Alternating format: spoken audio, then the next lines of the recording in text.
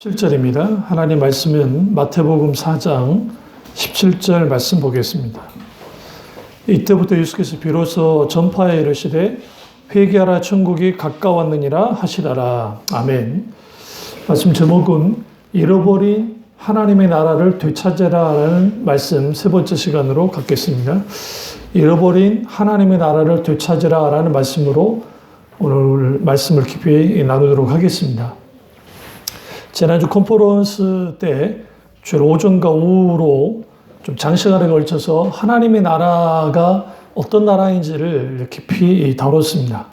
오늘은 본격적으로 이제 신약으로 들어와서 예수님과 하나님의 나라를 좀 깊이 다루고 또 오늘날 우리가 신약의 시대에 살고 있기 때문에 오늘 어떻게 하나님의 나라의 삶을 살지에 대해서도 나누도록 하겠습니다.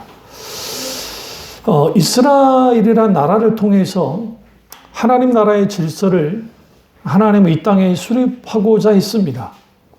그러나 이런 하나님의 계획은 이스라엘 백성의 타락과 이스라엘 백성의 부패 때문에 하나님의 계획이 무참히 실패로 돌아갔습니다. 그 세상 나라는 더욱더 강건해지고 세상 나라는 더 커지고 더 강력한 영향력을 끼치게 됐습니다. 마치 옛날 가인이 아벨의 제사를 하나님이 용납한 것을 연납하신 것을 참아내지 못했던 것처럼 이 세상은 하나님의 백성들을 특별히 가만두지 않고 이리저리 흔들었습니다.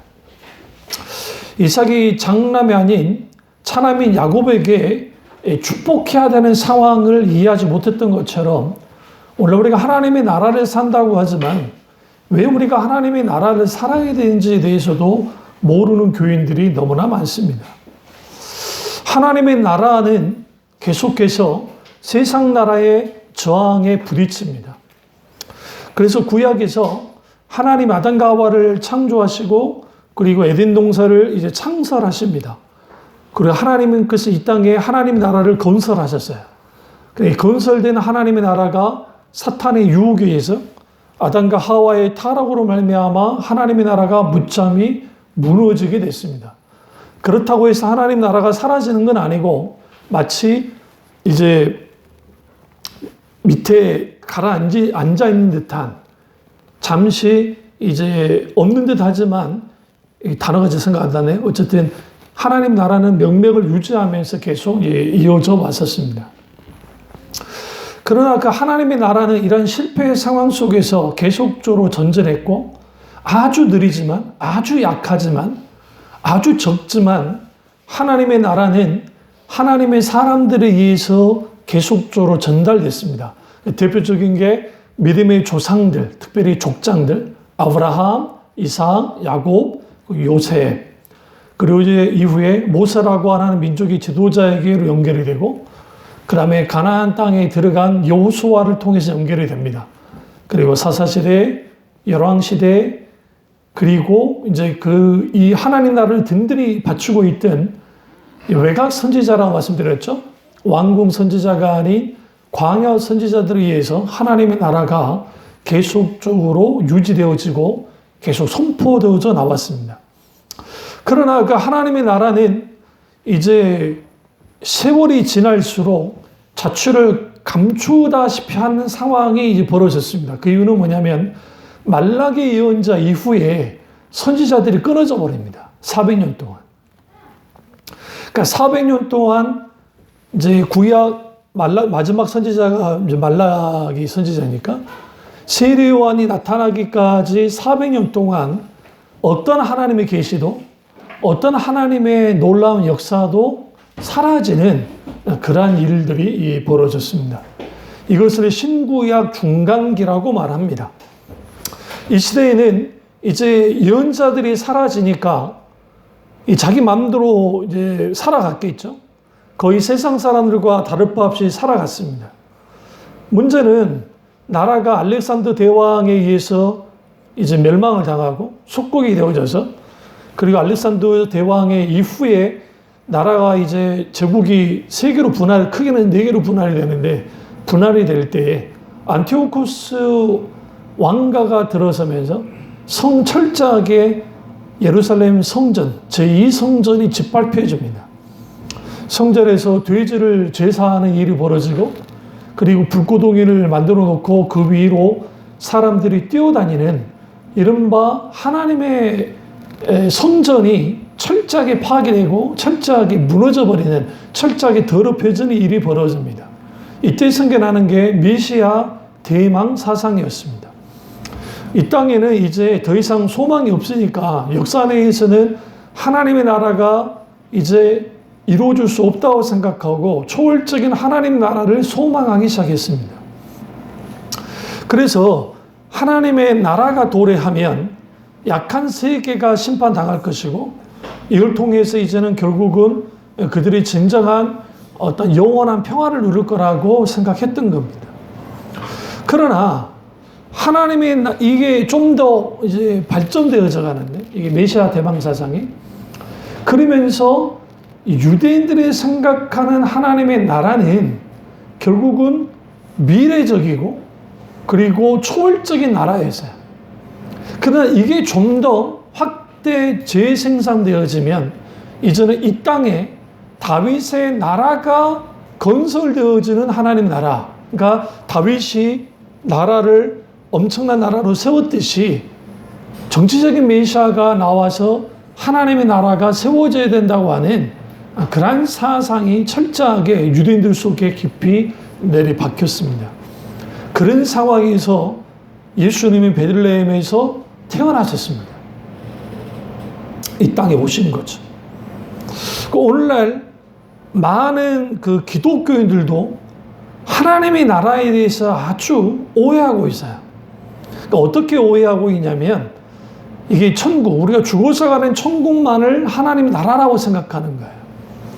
이거는 전에 이전 설교에, 컨퍼런스 설교에 많이 했기 때문에 시간이 그렇게 많지 않기 때문에 이 설교를 충분히 해야 되니까 그걸 다루진 않겠습니다만은, 단순히 예수를 믿는다는 것, 그것은 죽어서 가는 내세 정도의 하나님 나라만을 믿는 거예요. 이거는 이제 제가 계속 오늘 오후 예배 때 구원의 삼시제에 대해 설교를 할 때에 하나님의 나라 들어가는 것에 대한 어떤 오해를 갖고 있는지를 이제 좀 살펴보겠습니다. 그래서 예수님이 하나님 나라의 복음을 선포할 때 오늘 회개하라 천국에 가까웠느니라 라고 주님이 선포하십니다. 근데 이것은 여기서 중요한 게 천국이 가까웠느니라 라는 의미는 이제 하나님의 나라가 올 것이다라는 단순한 차원이 아니고 이미 임했다는 거야. 근데 가깝다는 의미는 뭐냐면 이제 모든 사람이 하나님 나라가 임했다는 것을 알 만큼 이미 가까이 와버렸다는 거야. 왜? 예수님 그분 자신이 하나님 나라시기 때문에. 그래서 하나님의 나라는 종말론적이고 미래적인 특성도 갖고 있지만, 그럼 오늘 예수님이 말씀했던 하나님 나라는 현재적이에요. 임했다는 거죠. 여기서 중요한 게 예수님이 하나님 나라가 임했다고 할 때에 로마에서의 해방과 현실적인 정치로부터 사람들을 구원해내는 하나님 나라에 대해서 설교를 단 한 번도 한 적이 없으세요.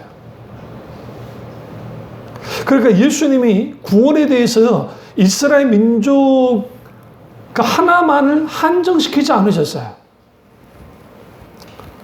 그러면 하나님께서 예수님이 심판을 선언하시죠. 회개하라 천국이 가깝다는 표현은 회개하지 않으면 천국에 들어갈 수 없다는 표현인데, 그러면 심판의 대상은 누구냐?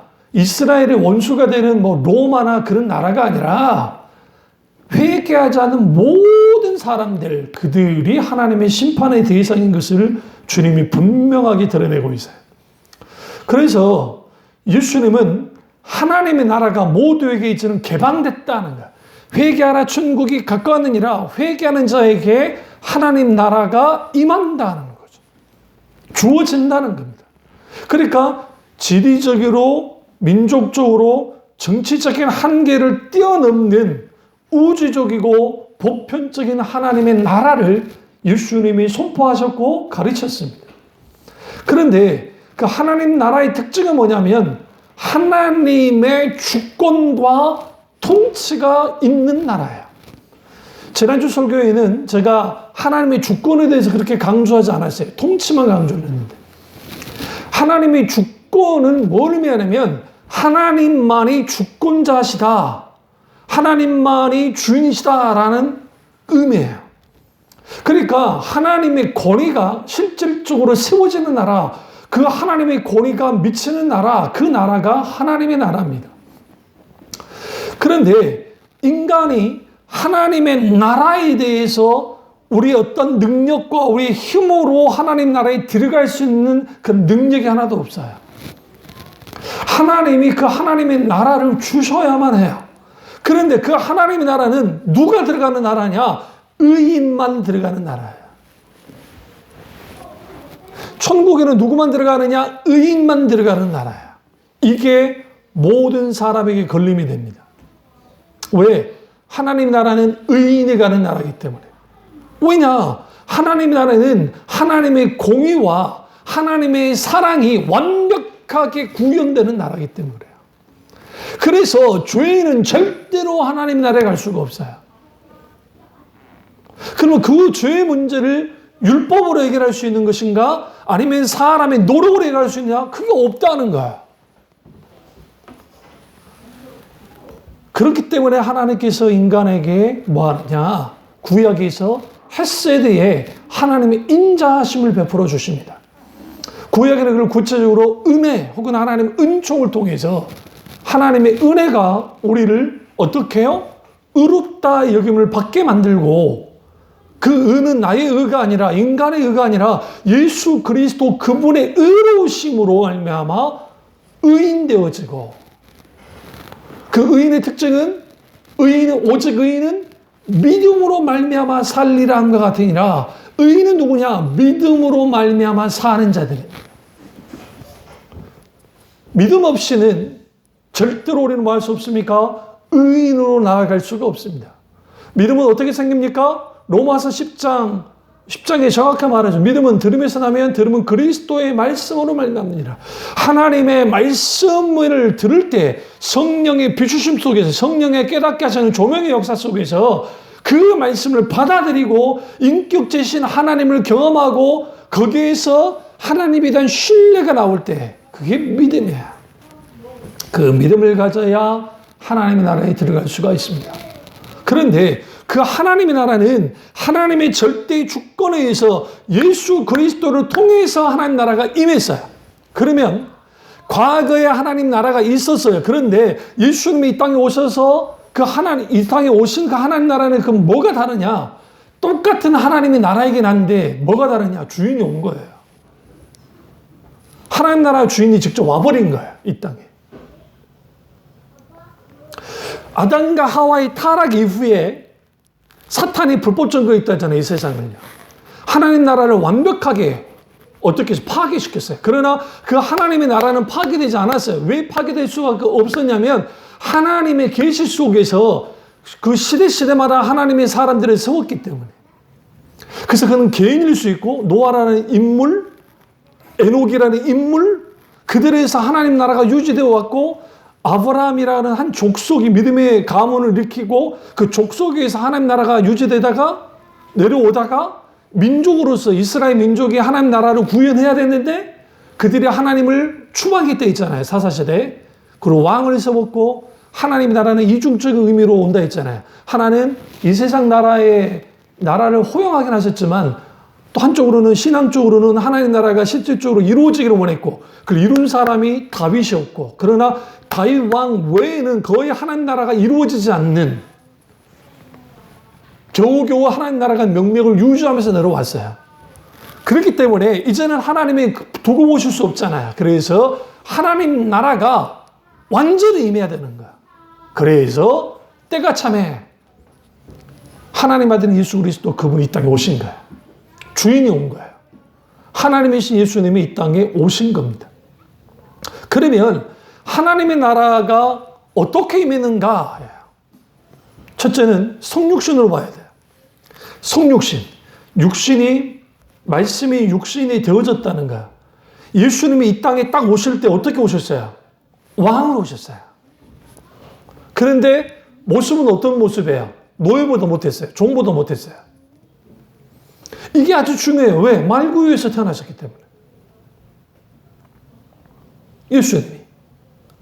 그때에 동방박사 세 사람이 별을 보고 오면서 뭐라고 했냐면 유대인의 왕이 어디 있느냐라고 물었습니다. 그러니까 그들이 이해하는 것은 메시아가 오는데 그 메시아는 유대인의 왕으로서 오신 메시아인 거야. 그러니까 그들은 한정적이죠. 근데 어쨌든 왕으로 오신 거예요. 그러니까 헤롯이 그 말을 듣고 아주 분노합니다. 속으로. 가만둘 수 없어서 예수님이 태어나신 시간, 그 기간을 들여다보는데 우리는 이제 이걸 오해하는 게 하도 성탄절에 헐리우드 영화가 그렇게 만들어놨고 성경을 깊이 안 읽으니까 동방박사 세 사람이 찾아온 때는 예수님이 갓난 어릴 때가 아니에요. 만약에 갓난 어린아이였다고 한다면 헤롯이 굳이 1세부터 3세까지 그 아이들을 죽일 이유가 없어. 이제 갓난적이면 죽이면 되잖아요. 시간이 있어요. 시간. 기간이 있었어요. 그러니까 예수님이 태어난 걸 맞바로 목격한 사람들은 누구예요? 누구? 목자들이에요. 목자들. 그러니까 예수님을 만났을 때는 어떻게 만났는지는 몰라요. 그러니까 어느 기간인지는 모르지만 태어나자마자 예수님이 이 땅에 딱 태어나시자마자 맞바로 동방박사 세 사람이 온 건 아니에요. 분명히 성경을 보시면. 어쨌든. 근데 그들이 예수님께 나올 때 황금, 유황, 몰약을 가지고 나왔는데 이게 왕을 향한 예물이에요. 예수님이 이 땅에 왕으로 오신 거예요. 사탄도 알고 있었어요. 아, 예수가 왔구나. 왕으로 왔구나. 그래서 헤롯을 격동시키고 헤롯은 당연히 정치적인 이유로도 예수님 죽이려 한 것이고 하나님의 간섭와서 어떻게 합니까? 이집트로 피신을 시키는 누구를 연상하시라면 야곱이 이집트로 내려가듯이 똑같이 예수 내려가십니다. 다시 오시죠. 다시 오잖아요. 이스라엘 민족이 다시 와서 가나안 땅에 들어오죠. 이 과정은 그냥 있는 과정이 아니에요. 과거에 실패했던 이스라엘의 역사를 예수님이 그대로 재현하는 거야. 이집트에서 다시 오세요. 이스라엘은 실패했지만 예수님은 실패하지 않아요. 그리고 예수님이 사생애를 보냈습니다. 약 27년 혹은 다른 학자는 30년 정도를. 그리고 오늘 예수님이 공생의 시작 전에 사탄의 세 가지 시험을 받으시고 아담과 하와가 실패했던 그 시험을 예수님이 이겨버려요. 승리하셔버려요. 그리고 난 다음에 첫 번째 선포했던 말씀이 뭐냐?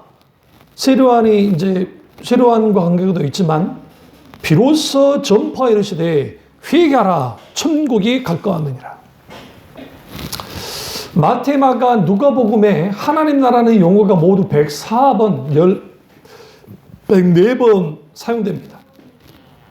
그런데 이것은 전폭적으로 예수님의 설교 가운데 비유 속에서 잘 드러나요. 그래서 예수님이 선포했던 나라를 알려면 예수님의 비유를 잘 들여다봐야 돼요. 이 비유 설교를 하지 않습니다, 오늘. 천국 비유에 대한 설교를 앞으로 쭉 할 겁니다. 그게 하나님 나라가 어떤 나라인지를 분명하게 드러내기 때문에 그렇습니다.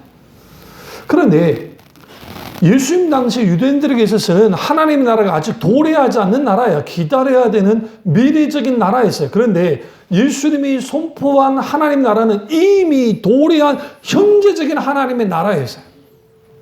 회개하라 천국이 가까웠느니라. 하나님 나라가 임했다는 거죠. 그래서 마가복음 1장 14절과 15절에 때가 찼고 하나님 나라가 도래했고 회개의 이 복을 믿으라고 뭐예요? 예수님이 선포합니다. 때가 찼다는 것은 이게 종말적인 용어인데 예수님이 이 땅에 오심으로 종말이 시작된 거예요. 그리고 그 때가 찼다는 것은 이제는 하나님께서 이 모든 것을 어떻게 이제 종말의 카운트다운을 하겠다는 거죠. 그러니까 하나님의 나라와 종말은 같이 연결되어 있어요. 그래서 이 하나님 나라의 선언은 단순히 준비를 위한 예수님의 선언이 아니고 이미 예수님 자신과 함께 임한 나라, 도래한 나라예요. 이미 이 땅에 도착했다는 것을 선언하셨어요. 그래서 예수님이 하나님 나라가 임했기 때문에 너희는 하나님 나라를 받아들여라는 거예요. 근데 그 하나님 나라를 받아들이는데 조건이 있는데 그게 뭐냐면 회개하라는 거죠. 왜? 하나님 나라는 죄인은 못 가기 때문에. 누구만 가는 나라이기 때문에. 의인만 가는 나라이기 때문에. 그것을 요구하신 겁니다. 여기서 하나님 나라가 임했다는 것은 우리가 죽어서 가는 내세에 가는 그 하나님 나라를 말하는 게 아니에요. 예수님 말씀했던 것은. 물론 우리는 죽어서 가는 하나님 나라가 있다 했습니다. 그러나 이 땅에 임하는 하나님 나라와 죽어서 가는 하나님 나라는 연결되어 있어요. 떨어져 있지 않아요. 그러니까 오늘날 한국교회가 뭐만 가르쳐놨냐면 이 땅에 임한 하나님 나라는 가르치진 않고 죽어서 가는 하나님 나라, 예수님 믿고 천국 가는 거야. 그리고 내가 구원의 확신이 있으면, 내가 중생의 체험을 했다는 느낌만 있고 감정이 있고 종교 체험이 있으면 나는 구원 받았어. 그러니까 내 천국은 나는 따는 당상이야. 그러니까 나는 천국 들어갈 수 있는 표를 가지고 있어. 그러니까 마음대로 사는 거야. 그게 그 주장이 뭐냐? 구원파가 하는 주장이에요. 어떤 보면 맞는 말 같은데 성경 깊이 들여다보셔야 돼요. 그렇다고 불안하게 난 구원 받는지 안 받는지 몰라 그렇게 살아라는 게 아니에요. 구원의 세 가지 시작하는 설교를 들어보시면 그게 어떤 의미인지를 알 겁니다. 그러면 하나님의 나라는 그럼 어떻게 임하는 것인가? 누가복음 17장 가보겠습니다. 오성교조 많이 찾을 겁니다. 누가복음 17장 20절에서 21절을 보시면 20절에서 21절을 보시면 바리새인들이 하나님 나라가 어느 때 임하나이까 묻거늘 예수께서 대답하여 이르시되 하나님 나라는 볼 수 있게 임하는 것이 아니오 또 여기 있다가 저기 있다가도 못하리니 하나님 나라는 너희 안에 있느니라. 그러니까 유대인들이 그 당시 그들이 생각하는 나라는 이 뭡니까? 이 두 개의 사상, 그러니까 시간적으로는 미래에 임할 거라고 생각했고 그 다음에 또 그들이 생각하는 그 장소적인 의미는 뭐냐면 이 땅에 임할 거라고 생각한 거야. 그들이 똑같이. 근데 그거는 정치적인 나라예요. 예수님이 말하는 하나님의 나라는 하나님의 도덕적인 통치가 있는 나라야. 이게 좀 어렵습니다. 그러니까 김남정 목사님 책 가운데 도덕적 통치라는 책이 있는데 이 도덕이란 우리 생각하는 윤리 도덕이 아니에요. 성경에서 말하는 도덕은 하나님의 기준에서 하나님의 공의, 그러니까 하나님의 공의가 온전하게 성취되고 이루어지는 나라야. 그 통치가 있는 나라야. 그런데 그 통치가 있는 나라인데 그 하나님의 통치가 있는 나라를 이들은 미래적이고 눈에 볼 수 있게 임하는 나라라고 생각한 거야. 바리새인들이, 유대인들이. 그러니까 정치적인 메시아를 원할 수밖에 없어요. 다윗과 같은 존재가 와야 돼. 그게 그들이 원하는 메시아였고 그들이 원하는 하나님의 나라였단 말이죠. 그런데 그러니까 그들에 있어서 유대인들에게 있어서 눈에 볼 수 있고 관찰할 실제로 좀 느낄 수 있는 정치적이고 경제적이고 군사적인 나라에서 근데 예수님 이걸 동의하지 않잖아요. 하나님 나라는 여기저기 있다 할 수 없다. 그리고 눈에 보이게 볼 수 있게 임하는 게 아니라고 주는 말이에요. 그러면 예수님이 말씀하시는 하나님 나라는 뭐냐는 거예요, 도대체.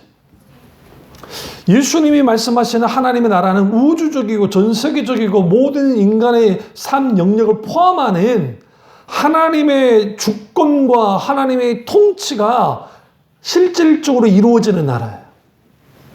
그러니까 세속적인 나라가 아니고 미래에 임하는 나라가 아니라 지금 임하는 하나님의 나라예요. 어떻게 임했느냐? 이거죠. 마태복음 12장 28절에 그러나 내가 하나님의 성령님이 귀신을 쫓아낸 것이면 하나님의 나라가 이미 너에게 임하느니라. 하나님 나라의 특징은 뭐냐면 사탄의 나라를 이렇게 부시는 거예요. 귀신을 쫓아내는 거예요. 그래서 하나님의 나라에 대해서 강조하는 분들 중에 윤리 도덕적인 측면에서 하나님 나라를 강조하다가 무엇을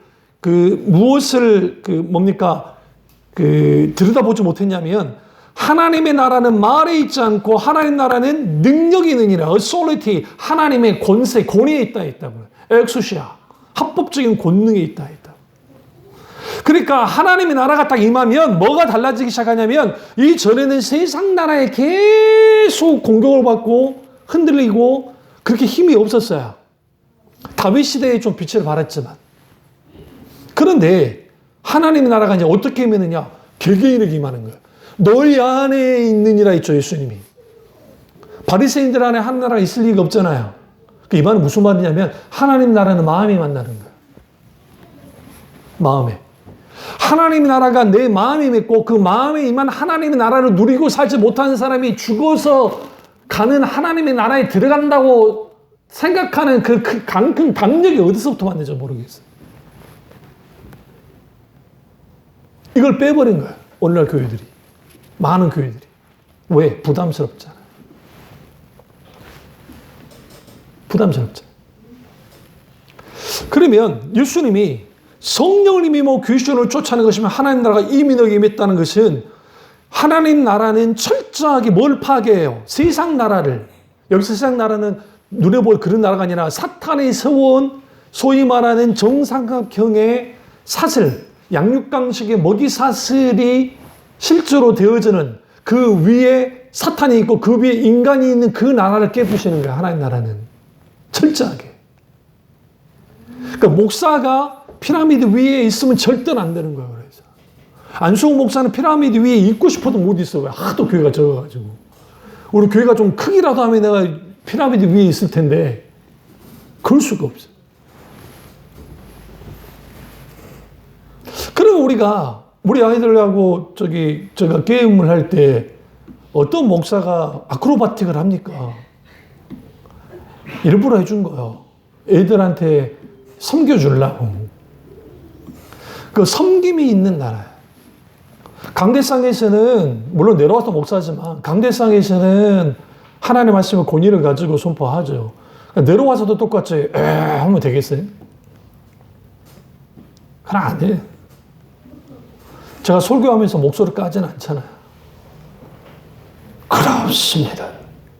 예수께서 말씀하시기를 믿으시길 바랍니다. 그러지는 않잖아요. 그럴 이유도 없고. 우리가 하나님의 나라는 하나님의 통치와 다스림인 나라이고, 근데 그는 하나님의 주권이 있어요. 그래서 하나님이 중심되어지는 나라가 하나님의 나라예요. 인간이 중심이 아니에요. 그러면 인간은 늘 누리며 그렇지 않아요. 하나님이 나의 주인 될 때 인간은 하나님 안에서 한계 없는 뭐를 누리냐면 자유를 누려요. 왜? 하나님이 한없는 분이기 때문에. 이 우주 왜 누구한테 줬을 거라 생각하지? 엄청난 우주 인간에게 줬어요. 혹자는 이렇게 말하잖아요. 왜 하나님이 이 큰 우주를 만들었을까? 우리가 갈 수도 없는, 아니, 왜 갈 수 없다고 생각하세요? 아담과 하와가 타락하지 않고 번성했으면 지금 상황이 어떻게 됐죠? 여러분이 한 사람 한 사람이 다 지금 별이 내 집인 거예요. 진짜로. 이게 내 거예요, 이게. 하나님도 별이고 다 주고 싶어. 왜? 죽음이 없잖아요. 지금 그 과학자들이 말하는 게 지금 우주가, 지금 수가, 그러니까 행성이든 뭐든 별의 수가 지금 수억만 개라, 수억 개라 하잖아요. 수백억 개 될 수 있다고 그러잖아요. 그 공간 안에서. 상상할 수 없는. 그러면 하나님의 나라는 눈에 보이는 그런 세속적인 나라가 아니고 하나님의 도덕적인 통치가 완벽하게 구현되는 나라입니다. 그 나라가 어디에 주어진다고요? 마음에. 그러니까 예수님이 그 말하는 거예요. 너희 마음에 있는, 한 나라는 너희 마음에 있는, 그 마음에 임한다는 거죠. 조건이 있다. 뭐예요? 회개해야 돼요.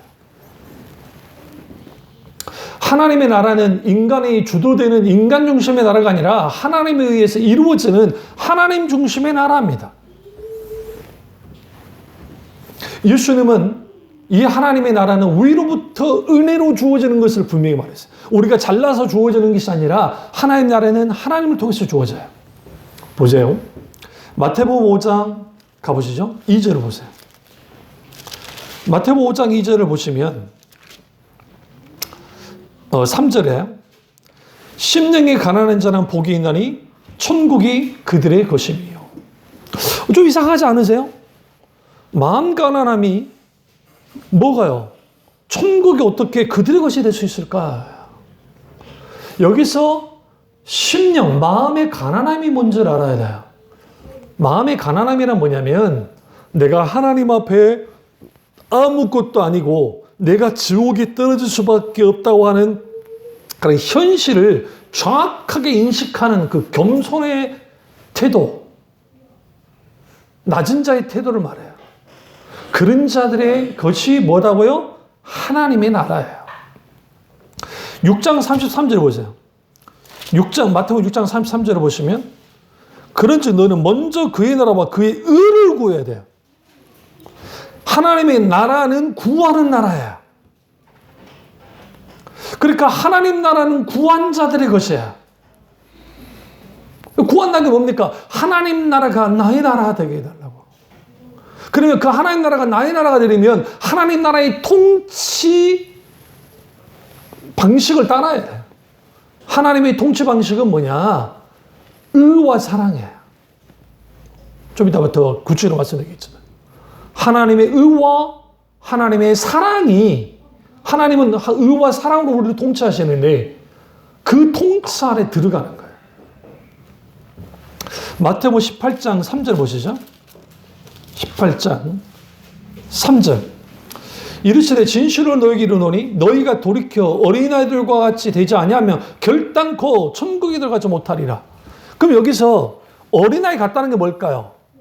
이걸 이렇게 설교하시는 목사님들 계시더라고요. 어린아이들은 아주 순수하고 어린아이들은 거짓말도 아주 착하고 막 그렇기 때문에 그런 사람이 되어져야 천국 간다고. 그거 아니에요. 그걸 전혀 아니라 할 수도 없겠지만 예수님 말씀한 의도는 그게 아니에요. 어린아이들 거짓말 안 하나요? 해요. 진짜로. 아우구스티누스가 고백록에서 뭐라고 했는데요. 하나님께 회개할 때 엄마의 젖꼭지를 꽉 깨문 것도 회개했어요. 젖발다가 모유수할 때. 무슨 말이냐? 우리 애들도 키워보셨지만 이것도 성질을 확 깨물 때 있잖아요. 안 그래요? 느껴줬을 때. 배고픈데 느껴줬을 때 막 그래버리잖아요. 어린아이라고 해서 어린아이는 아주 막 죄도 많이 없고 하니까 그런 자들은 그게 아니고 예수님 말씀했던 어린아이들의 것은 뭐냐면 어린아이들은 부모를 절대적으로 의존해요. 의존을 말하는 거야. 하나님 나라는 어떤 사람들이 가는 나라냐? 하나님을 절대적으로 의존하는 자들이 가는 나라. 애들 혼자 지금 혼이나 연이 저런 아이들을 여기 이런 산에 잠깐 놔둬보세요. 혼자만. 못 견뎌요. 근데 성인을 한번 놔둬보세요. 달라요. 성인들은 외로울 수 있죠. 애들은 한번 길을 잃어버리면 거기서. 그러니까 우리가 하나님을 절대적으로 의존하는 나라가 그런 사람들이 가는 나라가 하나님 나라이고 요한복음 3장 5절 가보시죠. 우리가 너무나 잘 아는 말씀이에요. 요한복음 3장 5절. 하나님 나라는 어떤 사람이 가는 나라이냐? 3장 5절. 예수께서 대답하시되 진실로 진실로 너희에게 이르노니 사람이 물과 성료로 나지 아니하면 하나님의 나라에 들어갈 수 없느니라. 물과 성료로 나야 돼요. 이 난다는 말이 born again, 다시 태어나는 것 뜻해요. 다시 태어나야 하나님 나라에 들어갈 수 있어요. 여기서 물과 성령은 물과 성령을 굳이 따로 올 필요는 없어요. 분명한 것은 성령으로 말미암아 다시 태어나야 돼요. 그런데 그냥 태어난 게 아니라 born again이라고 하는 이 중생이라는 게 헬라의 원어적 의미가 어떤 의미를 갖고 있냐면 위로부터 다시 태어난다는 의미가 있어요. 그냥 다시 태어나는 게 아니라 위로부터. 그럼 위는 뭐예요? 하나님으로부터. 위 누가 계세요? 하나님이 계시잖아요. 하나님으로부터 다시 태어나는 자들이 들어가는 나라가 하나님 나라예요. 중생하지 않으면 하나님 나라에 들어갈 수가 없습니다. 교회 다닌다고 해서 하나님 나라에 들어가지 않아요. 그래서 의를 위하여 핍박받는 자가 하나님 나라를 유업으로 받는다고 말하죠. 선지자의 의보다 더 선지자들보다 더 큰 의를 가져야 하나님 나라에 들어갈 수 있다고 마태복음 5장 10절에 말하고 있고요. 하나님의 뜻대로 행하는 자가 하나님 나라에 들어간다고 마태복음 7장 21절에 말하고 있습니다. 이를 통해 우리는 뭘 알 수 있냐면 하나님 나라는 하나님이 우리에게 주시는 나라야.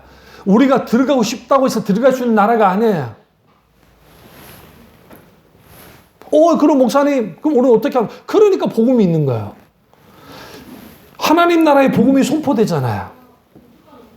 그 복음을 듣고 받아들인 자들, 이게 하나님의 은혜예요. 은총이죠. 받아들이지 않는 사람들, 그 자체가 저주를 받은 겁니다. 이게 아주 심각한 거예요. 그게 그 자체가. 그래서 예수님이 회개하라, 천국에 가까우니라 라고 하면서 말씀의 선포를 시작합니다. 그래서 천국을 예수님이 어떻게 해요? 예수님이 몰고 온 거예요.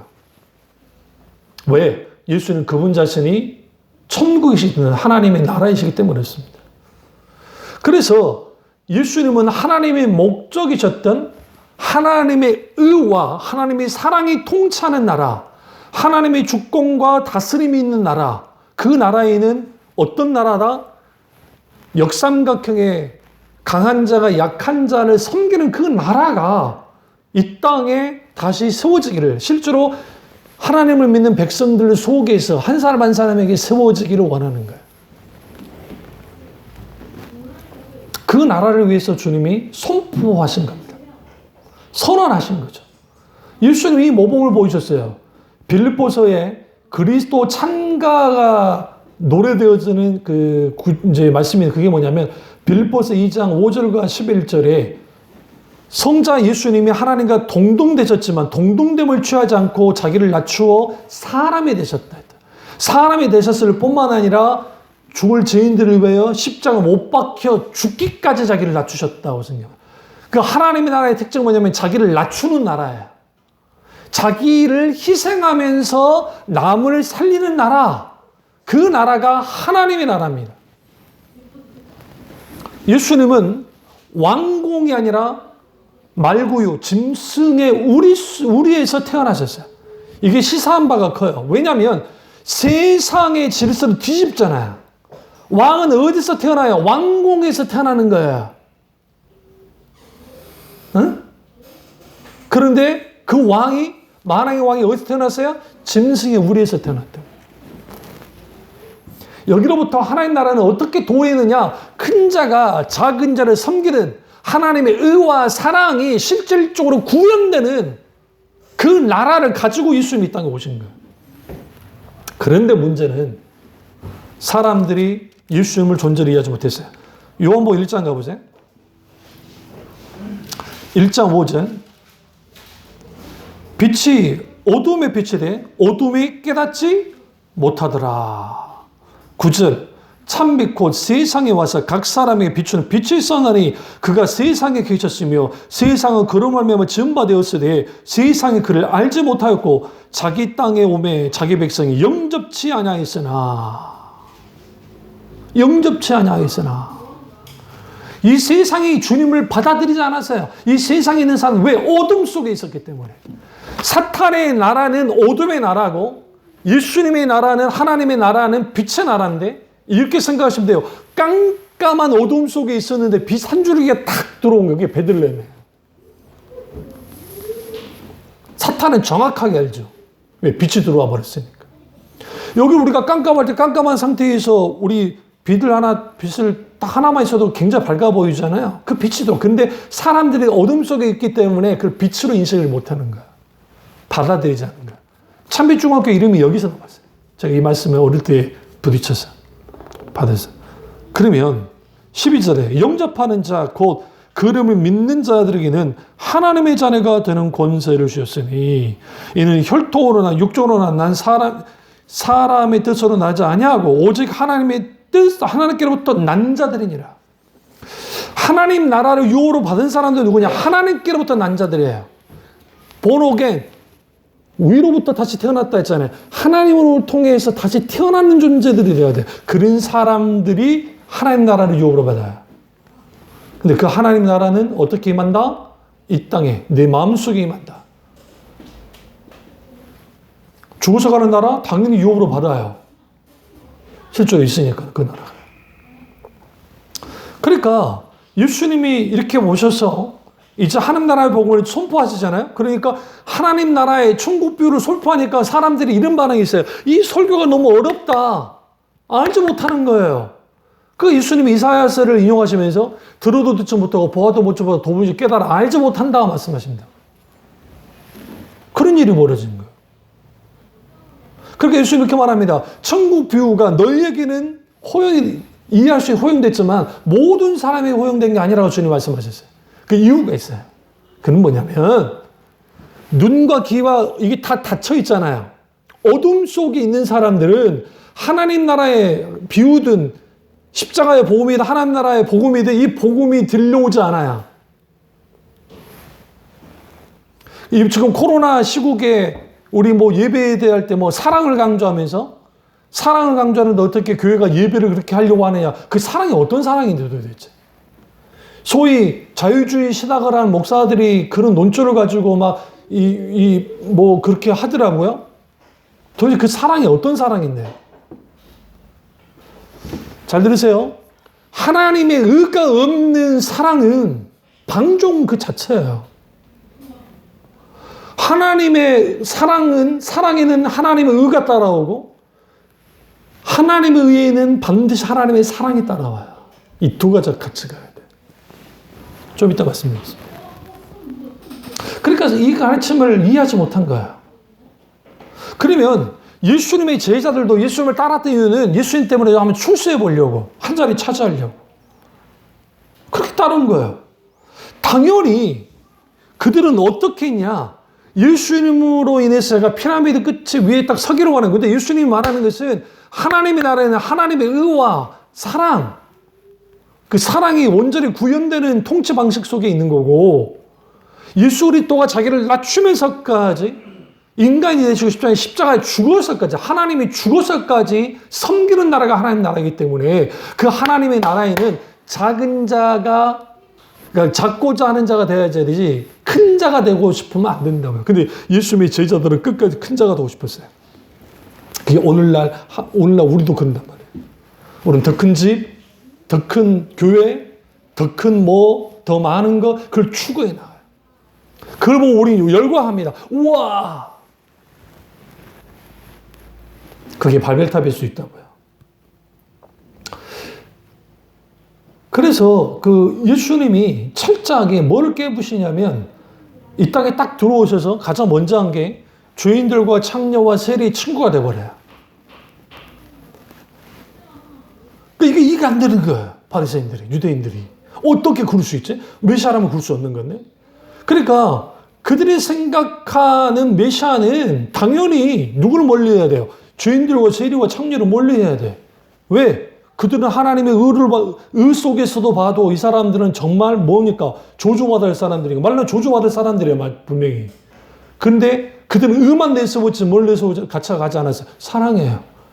예수님이 전제 조건이 있어요. 모든 죄인을 사랑한 게 아니에요. 회개하는 죄인을 사랑하신 거예요. 회개해야 될 죄인들을 사랑하신 거예요. 예수님이. 회개하지 않는 상태에서 있는 죄인은 죄인일 뿐이에요. 그런데 회개하는 죄인은 뭐가 달라지냐면 하나님의 자녀가 되는 거예요. 인류의 모든 인간은 죄를 짓는 것은 각기 다르겠죠. 정도의 차이는 있겠죠. 우리가 무슨 경찰서 왔다 갔다 하진 않으니까. 그런데 중요한 건 뭐냐면 하나님 앞에는 모두가 죄인이에요. 그래서 그 병든 자를 고치려고 예수님이 이 땅에 오신 거예요. 하나님 나라. 하나님 나라의 특징, 하나님 나라의 능력 중에 하나가 뭐냐면 고치는 거예요. 그래서 귀신을 쫓겨남을 당하고 병든 자가 고침을 받는 성령의 강력한 역사가 나타나는 거예요. 그러니까 우리가 기도하면서 어떤 치유가 일어나고 귀신을 쫓겨남을 당하고 하나님의 놀라운 역사가 나타나는 이게 하나님 나라의 통찰에서는 자연스러운 거예요. 실제로 일어나야 되기 때문에 그게. 단순히 은사주의이기 때문에 무슨 은사를 강조 그런 게 아니에요. 하나님 나라가 원래 그래요. 그래서 예수님은 비인간적이고 부독적인 통치 시스템이 아니라 매우 강렬하고 효과적인 지배체계를 갖고 있어서 그게 뭐냐면 세상 질서를 깨부시고 큰 자가 강한 자가 약한 자를 섬기는 그런 하나님의 나라를 분명하게 주님이 세우셨어요. 누가복음 22장 26절 가보세요. 누가복음 22장 26절을 보시면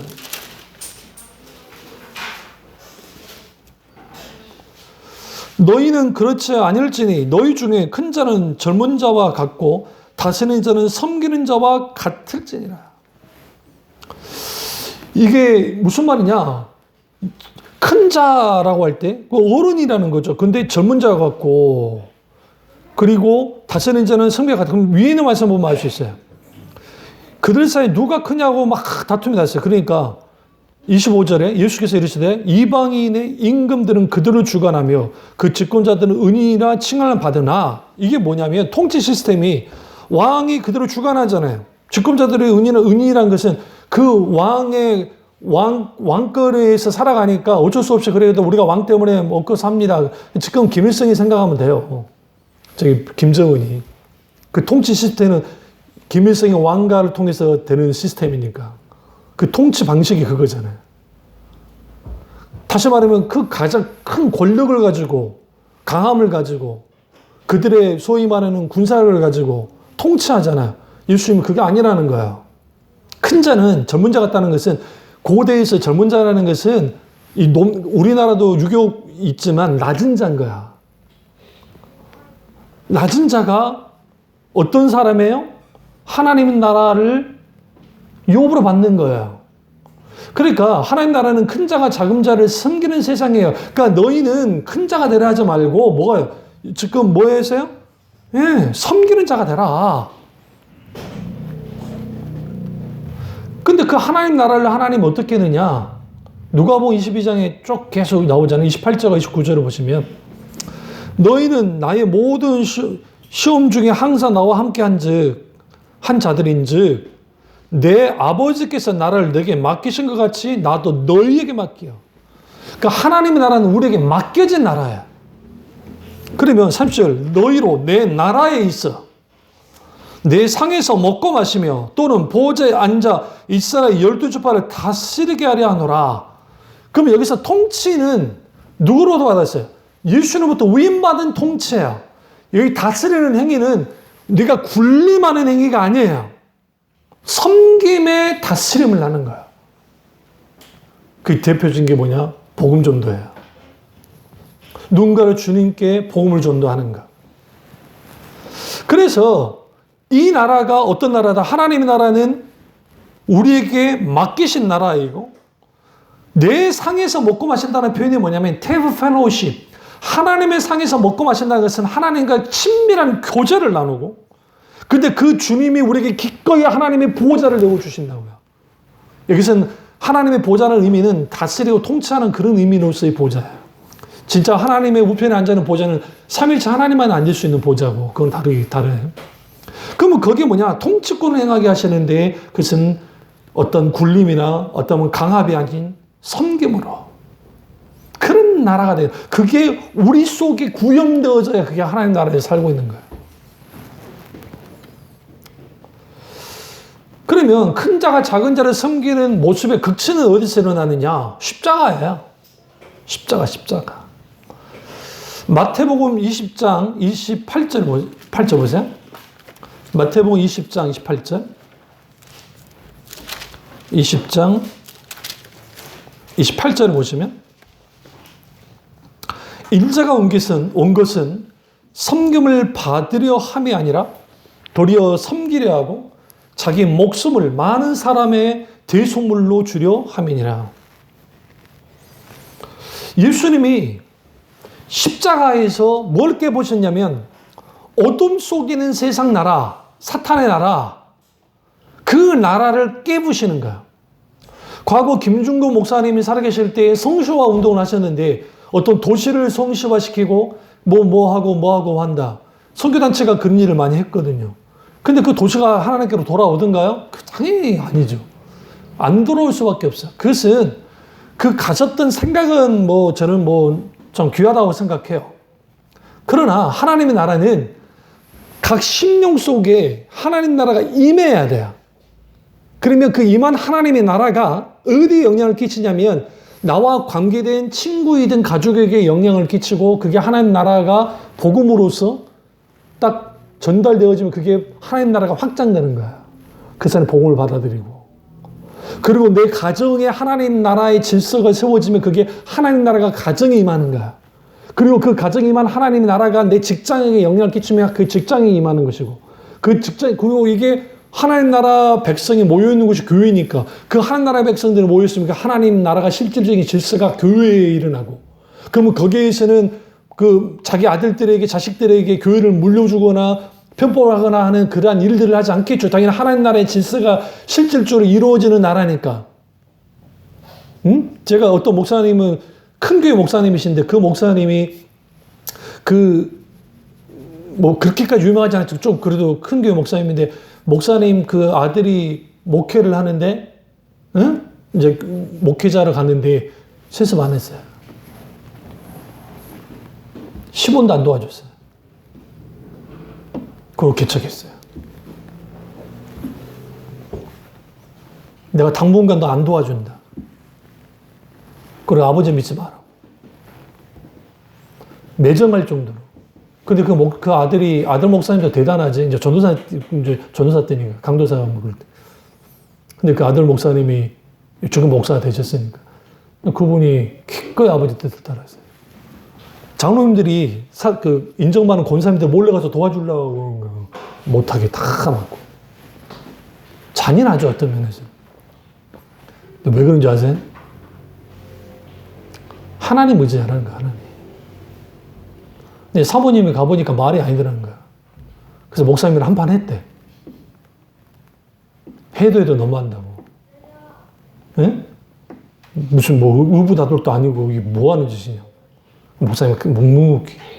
그리고 한 몇 년 지난 다음에 쭉 가사들한테 이제 이야기를 해주니까 안 거예요. 그게 뭔지를. 기꺼이 그분 은퇴하시면서 다른 후임 목사님 은퇴하셨어요.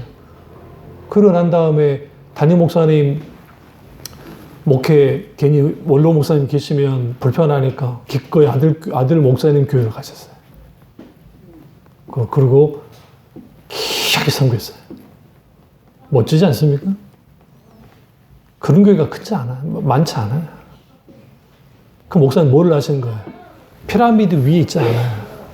있을 이유도 없고. 하나님이 통치하고 다스리는 그런 것이 분명하게 이루어져요. 근데 그게 어디서 일어났어요? 십자가야. 십자가의 질서는 사탄의 관점에서는, 세상 사람의 관점에서는 실패한 거예요, 십자가는. 사탄에 있어서의 십자가는 자기의 승리의 상징이에요. 왜냐하면 예수님 하나님의 아들, 하나님을 어디서 청했기 때문에, 십자가에서 죽였기 때문에. 승리한 거야. 근데 하나님의 관점에서는 철저하게 하나님이 이걸 이제 그 동방의 신학 속에서 부정의 신학 속에서, 부정, 나쁜 의미 부정이 아니에요. 하나님이 철저하게 무력해져요. 십자가에서. 그러니까 하나님의 무력, 하나님의 바보스러움이 십자가에 드러나요. 왜냐하면 하나님 한번 말씀만 하셔도 그냥 사탄 아무것도 안 되잖아요. 다 끝내버릴 수 있는데. 왜 그러신지 아세요? 그분은 완전한 하나님이신데 누구보다 크고 강대하신 하나님이 섬기되 자기를 내어주기까지 섬기는 분이에요. 그게 하나님의 사랑이에요. 그래서 하나님의 사랑은 우리가 표현할 수 없어요. 크고 넓은 사랑. 그런 분이니까 우리가 믿는 거예요. 단순히 하나님이 크고 강대 아니에요. 우리가 하나님이 그런 분이니까 하나님을 믿는 거예요. 여러분 정말 다행인 줄 아세요? 우리가 불교 가정에 태어나지 않는 거, 이슬람에서 태어나지 않는 거, 일본에서 태어나지 않는 걸 감사하시라는 거예요. 실제로.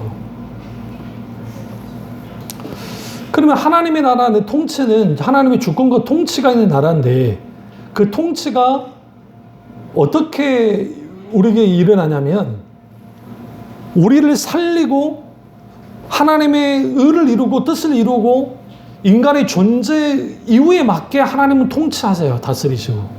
인간은 그걸 거부하는 거예요. 그래서 우리에게 필요한 게 뭐냐면 성령님이에요. 성령님이 아니면 우리는 하나님 나라를 살 수 없을 뿐만 아니라 하나님의 나라를 받아들일 수도 없어요. 그런데 그 하나님 나라의 통치 이념은 의와 사랑이라 했잖아요. 그러니까 의와 사랑이 동시에 있는 나라가 하나님의 나라야. 그 하나님의 나라가 실제로 우리 가운데 있어야 되는데, 그러면 성경은 하나님의 의와 하나님의 사랑을 강조합니다. 이게 하나님의 대표적인 성품, 속성이에요. 그런데 하나님은 의의 하나님이시고 사랑의 하나님이세요. 하나님은 사람을 만들 때도 하나님의 형상으로 만들었는데 그 자체가 하나님의 사랑의 행위였어요. 근데 그 하나님의 나라는 의와 사랑이 함께하는 나라이기 때문에 그 하나님 나라를 받아들이려면 받아들인 사람은 그 의와 사랑이 실질적으로 나타나야 돼요. 그런데 의가 없는 사랑은 가짜라고요. 사랑 강조해요. 기독교는 사랑 아니냐. 그러니까 다 사랑으로 감싸줘야 된다고. 좋은 게 좋은 거라고. 그러니까 뭐가 사라지냐? 의예요. 의는 뭐와 관계냐면 하나님의 심판과 관계가 있어요. 하나님의 법과 관계가 있다고요. 가짜 사랑 혹은 거짓된 사랑은, 그러니까 의가 없는 사랑은 가짜 사랑이고 거짓된 사랑인데 이게 독이 됩니다. 파멸로 이끌어요.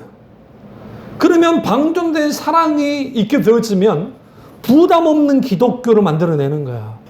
말씀에 부담이 없어요. 설교를 들어도 그런 게 없어요. 왜? 솜사탕 복음이니까. 아주 달콤하니까. 그러니까 예수님의 설교나 선지자들의 설교, 사도들의 설교를 보시면 그들의 심령을 짚고 부딪혀진 게 많은데, 스칸달리 조마이, 걸려 넘어지는 요소들이 있었는데 이걸 다 제거시켜버린 거야. 뭐만 강조하니까? 사랑을 강조하니까. 그럴싸해요. 정작 하나님의 의가 질식해버리는 거야. 이게 인본주의와 기복주의입니다. 사랑만 강조하면 그럴싸해요. 그래서 사랑을 강조하면서 봉사하고 구제하고 나눔을 실천해요. 그런데 거기에 뭐가 없어? 하나님의 놀라운 공의가 없어. 오히려 자기 의, 내가 이렇게 했어. 내가 누군가에게 기부를 하면을 통해서 기쁨을 얻어 그 기쁨에 도취되어졌어. 그게 하나님께로부터 온 것이 아니라고 한다면 그 기부는 또 하나의 교만의 행위예요. 의가 없는 사랑에는 어떤 생명도 하나님의 크신 긍휼도 있을 수 없습니다. 반대로 사랑 없는 의는 파괴적이고 억압적이고 포악적이에요. 포악해요. 포악한 사랑 없는 의는 그럴싸한 종교적인 모습을 갖춥니다. 근데 자기 자신과 남을 파괴해요. 이것이 율법주의와 죽은 정통주의 여기에 속합니다. 사실. 그래서 사랑 없는 의에는 반드시 여기도 똑같아요. 자기 의와 자기 공동만을 쌓아요. 하나님과 관계없이. 그러면 하나님 나라는 어떤 나라라 했어요? 의인이 가는 나라라 했잖아요.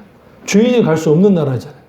하나님의 의와 사랑이 모인 것이 예수 그리스도의 십자가니까 예수 그리스도의 십자가를 받아들이고 십자가의 능력을 맛보는 사람들은 하나님 나라의 삶을 살고 하나님 나라의 능력을 가지고 살아가는 사람들이에요. 로마서 1장 17절에 시간이 좀 갔으면 조금 더 갑니다. 복음에는 하나님의 의가 나타나서 믿음으로 믿음에 이르게 하나니 기록된 바 오직 의인은 믿음으로 말미암아 살리람과 같으니라. 그럼 여기에서 복음에 하나님의 의가 나타났다는 거야. 복음은 뭡니까? 복음은 하나님의 지혜와 능력이라 있어요. 고린도서 보시면. 근데 그 하나님의 지혜와 하나님의 능력은 뭐라 했어요? 예수 그리스도 그분이라 했다고요.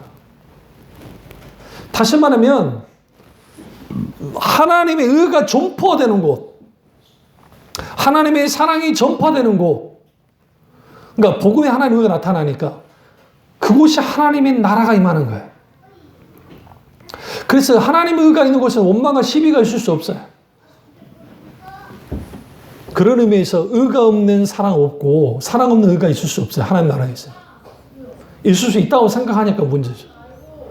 회개하는 사람들이 구하는 게 뭐냐? 의가 없는 사랑, 사랑이 없는 의예요. 바리새인들은 하나님께 절대로 회개하지 않았어요. 생각해 보세요. 예수님 비유 가운데 세리와 바리새인의 기도 속에서 보세요. 세리는 회개하고 있지만 하나님께, 바리새인은 절대로 회개하지 않았어요. 자기가 잘하는 것만 드러냈어요. 마찬가지예요. 복음은 우리가 복음 안에서 세상을 바라봐야 돼요. 그래야 이 세상께 좋아서 따라가지 않아요. 복음에는 구원의 길이 없기 때문에 그렇습니다. 그래서 주님이 예수 그리스도의 통치가 실질적으로 이루어지는 곳, 그곳이 하나님의 나라고, 그 하나님의 나라 의의 말씀을 지키는 자들은 의의 면류관이 예비되어 있고, 근데 문제는 지옥이 있다는 거예요. 그러니까 하나님의 나라만 있는 것이 아니라 지옥이 있다는 거예요. 그럼 지옥은 뭐냐? 인간을 형벌을 하려고 주님 만들어 놓은 것이 아니에요. 지옥은 하나님께 타락했던 사탄과 그의 타락한 천사들을 형벌하는 장소로서 만드는 게 지옥에 있습니다. 그러나 인간이 똑같이 사탄의 시험을 받고 그들이 하나님을 따라 하나님을 대적함을 통해서 그들은 지옥에 떨어질 수밖에 없게 됐어요.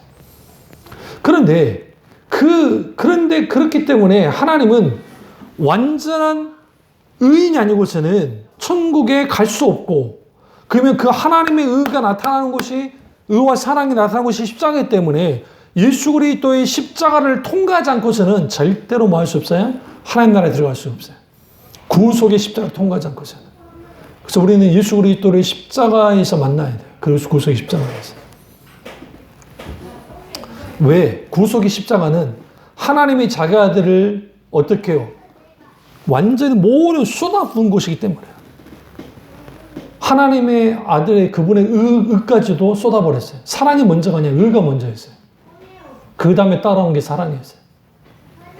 어떻게 하셨냐고요? 고린도후서 5장 21절을 보면 하나님의 죄를 알지도 못한 자로 신자로 우리를 대신하여 죄를 삼으신 것은 우리로 하여금 저희 안에서 하나님의 의가 되게 하려 하심이라. 그러니까 우리가 예수님 안에서 하나님의 의가 되는데 어떻게 하느냐? 하나님께서 죄 없는 분을 죄 있는 분으로 취급하신 거야. 예수님의 그 의까지도 다 쏟아버렸어요. 죄 없는 분이시대. 근데 왜 그러느냐? 그렇게 십자가에서 죽으심을 통해서 마땅히 죄가 없는 그 하나님의 아들을 죽으심을 통해서 뭐 하느냐? 우리가 하나님의 의가 되도록 하려고 그러신 거예요. 그래서 우리가 의롭게 된다는 것은 내 스스로가 의롭게 된다는 게 아니라 예수님의 놀라우신 은혜 가운데 구속의 십자가로 의롭게 되는 거예요. 그러면 소원은 뭐고? 그렇게 되는 것은 뭐냐? 이거는 다음에 제가 다른 설교할 때 이거 구체적으로 말씀하겠습니다만은, 그래서 우리가 분명하게 할 건 뭐냐면, 이 사탄은 회개하라는 말만 빼고 다 성경에서 말하는 것처럼 속삭입니다. 회개 없는 믿음은 모래에 지은 집과 같아요. 모래 위에 지은 집. 예수님이 회개하라, 천국이 가까웠느니라는 그 말씀하신 이유가 뭘까요? 이게 아주 중요해요. 아담과 하와가 타락했을 때, 선악과를 따먹었을 때 그들이 회개했나요?